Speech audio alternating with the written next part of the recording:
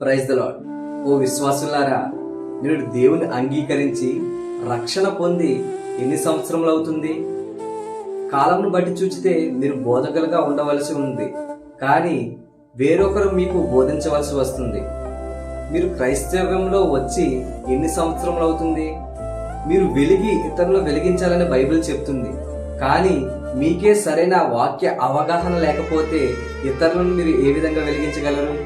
అందుకే అపోస్తుడైన పౌలు హెబ్రీయులకు రాసిన పత్రిక 5వ అధ్యాయం 12వ వచనంలో ఇలా చెప్తున్నాడు: కాలంను బట్టి చూచితే మీరు బోధకులుగా ఉండవలసిన వారే ఉండగా, దేవోక్తులలో మొదటి మూలపాఠమును ఒకడు మీకు మరలా బోధింపవలసి వచ్చెను.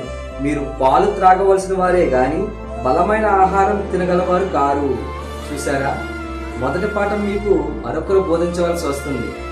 మీరే బోధకులుగా ఉండి మీరు ఇతరులను వెలిగించాలి, ఇతరులకు మీరు చెప్పాలి. ఇతరులకు మీరు చెప్పవలసింది పోయి మీకే ఇంకొకరు చెప్పవలసిన పరిస్థితి ఏర్పడింది.